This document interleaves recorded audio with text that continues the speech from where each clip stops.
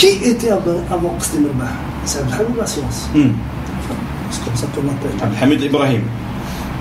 Abdelhamid Ibrahim. Il a gouverné pendant 4 ans. C'est le gouvernement le plus long du temps de Chadli. Sur les gouvernements les plus longs, Abdelhamid Ibrahimi avait une sorte de projet économique. Ça n'est jamais caché. Et ce projet économique, déjà à l'époque, se basait essentiellement sur un renforcement des liens d'échange et y compris d'éventualités d'ouverture bancaire sur les Émirats et sur l'Arabie Saoudite. Mais la chose la plus grave du système Abdelhamid, je ne sais pas si on lui fait porter à lui le chapeau parce qu'il est chef du gouvernement ou Hached Ibn Jdid, ce qui m'étonnerait, c'est les tentatives de démantèlement de la sécurité militaire. C'était cette époque. C'est-à-dire que l'affaiblissement de la sécurité militaire, je pense que c'était cette période en 86, en 87, qu'on commençait un certain nombre de liquidations de gens de Malk et des gens de la sécurité militaire dont le propre frère de Qasem Rabah. Je ne sais pas si tu te souviens. Non, liquidation, ça veut dire quoi? C'est physique. Peut-être c'est des luttes de sérail. Je ne crois pas que ce soit intra-pouvoir. Je pense que les concepteurs... Parce que la tentative de restructuration des corps de l'armée, de la sécurité militaire, etc., a commencé bien avant, en 1984. Il y avait toute une nouvelle stratégie pour, j'allais dire, éviter toute possibilité de coup d'État contre le régime Chadli. Donc il y avait... les coups d'État ne sont pas faits par les services, ils sont ourdis par les services. Ils sont faits par les militaires. Et c'est un paradoxe. Tu veux dire les militaires de jadis? Parce que plus tard, ce sont les services justement qui ont eu la même mise sur l'armée, qui ont récupéré l'armée. À cette époque, les services n'avaient pas la même mise sur l'armée. C'est ça, c'était l'armée de terre qui gouvernait. L'armée de terre qui gouvernait. C'était les anciens. Aussi bien de l'ANM que de l'armée française. Ou de l'armée française, exactement. Cette stratégie de démantèlement ne touchait pas forcément les services, elle touchait y compris l'armée.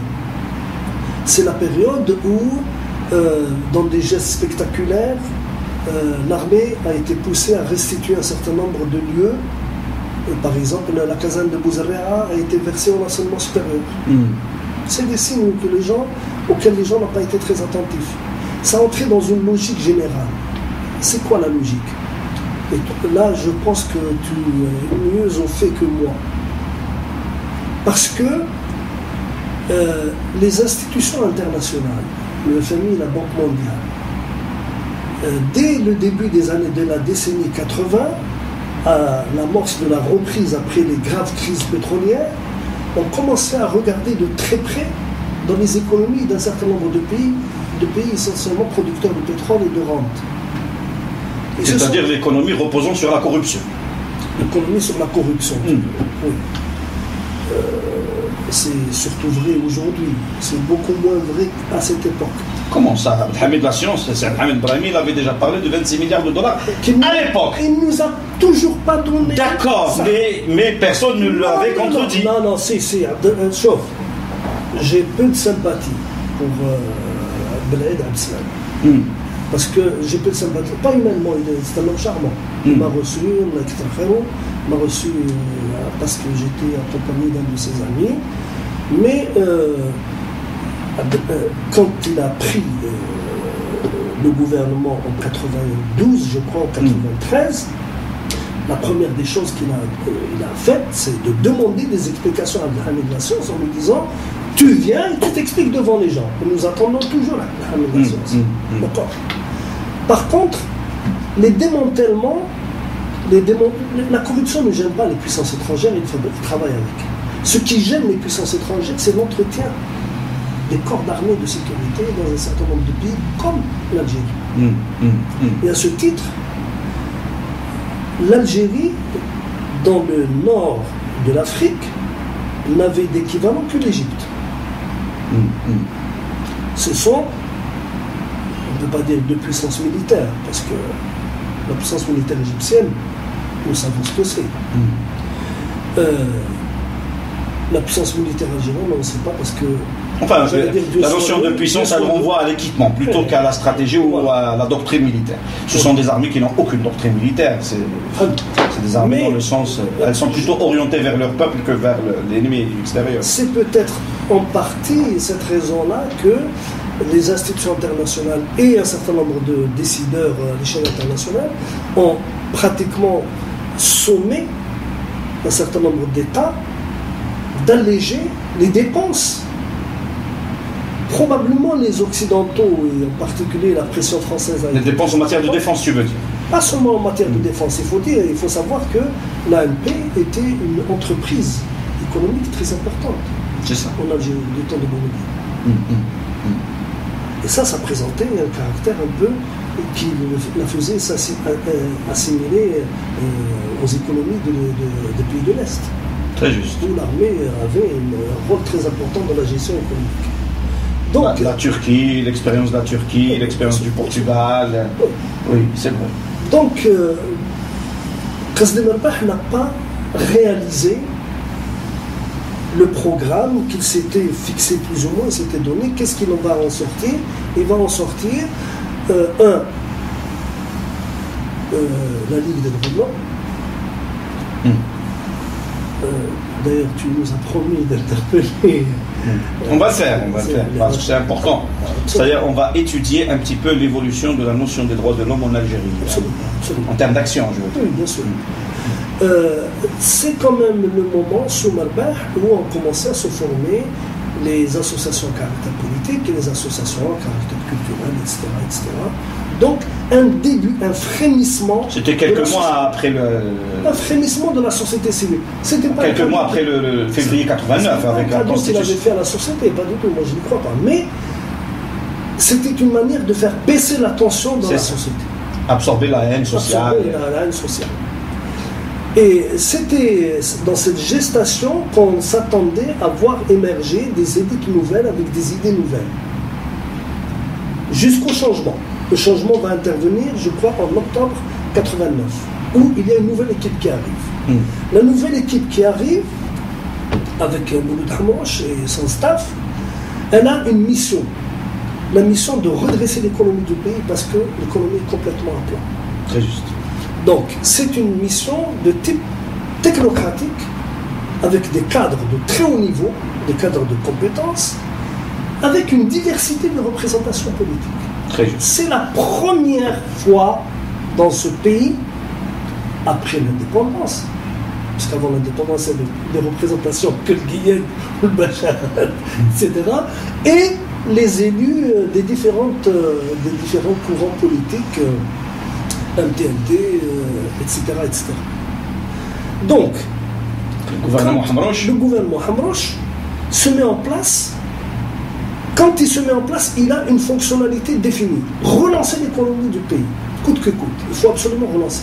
Sa fonctionnalité, on peut dire, si tu veux, qu'il a une vocation de type encadrement, parce qu'il faut encadrer la société, il faut la remettre sur les rails, il faut fiabiliser les institutions et encourager le processus de cristallisation élitaire. Juste une parenthèse, c'est la notion d'encadrement au sein du gouvernement Hamrouche particulièrement, d'abord l'encadrement est sorti des rangs du FLN, c'est-à-dire de l'ancien caste qui gouvernait, et il y avait d'abord les réformateurs au sein du FLN, essentiellement lui, c'est-à-dire essentiellement Hamrouche. Et puis il s'est ouvert à une sorte de diversité politique FFS, des gens du FFS, des gens de toutes tendances politiques, etc. Avec une ouverture d'encadrement sur une nouvelle classe politique naissante. C'est-à-dire qui est venue avec l'ouverture constitutionnelle de février 89. C'est-à-dire que l'encadrement de la société n'était plus du seul ressort du pouvoir et de sa caste, essentiellement de son FLN. C'était devenu un espace ouvert aussi bien aux réformateurs qu'à la classe politique naissante, les nouvelles élites, etc. Je ne sais pas si tu te souviens, une fois on en avait parlé de cette fameuse période de 89, on l'avait comparé à 54. C'est un processus qui arrive à maturation, après bien entendu des périples, et il arrive à maturation au moment où, au sommet de l'État, nous avons pour la première fois un corps d'encadrement de très haut niveau et cohérent, sans l'hypothèque des vigiles politiques ou des vigiles qui sont adossés à la légitimité historique. Révolutionnaire. C'est la première fois. D'ailleurs, Hamrouche avait cassé cette notion. C'est la première fois que ça se passe. Et c'est une volonté, ça peut apparaître comme une sorte de réalisation du projet non réalisé de Qasd Marbah. Sans Qasd Marbah, sans l'hypothèque qui pesait sur Qasd Marbah. C'est comme si on a pour la première fois, même si c'est un militaire qui est à la tête de l'État, nous avons un État qui est plus ou moins autonome par rapport à la structure militaire. C'est la première fois que tu n'as pas cette... parce que même avant, dans les différents gouvernements qui se sont succédés depuis 1976 jusqu'à 88, 89, tu as toujours les monuments, les frères monuments qui nous appellent Yassine, c'est-à-dire les vigiles du système, adossés à la légitimité historique ou révolutionnaire, et tu avais quelques technocrates de façade qui sont là. Là, c'est un changement total de perspective. L'économie aux économistes, l'enseignement aux enseignants. C'est comme ça que... avec une ouverture médiatique, avec une réforme de la justice. Et ça...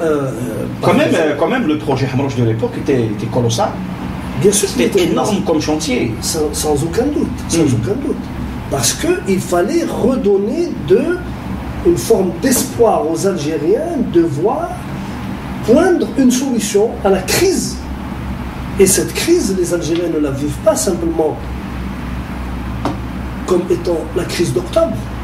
C'est la crise qui a commencé en 1962 jusqu'à octobre 88. C'est différentes étapes. Donc à ce moment-là, il y avait cette perspective.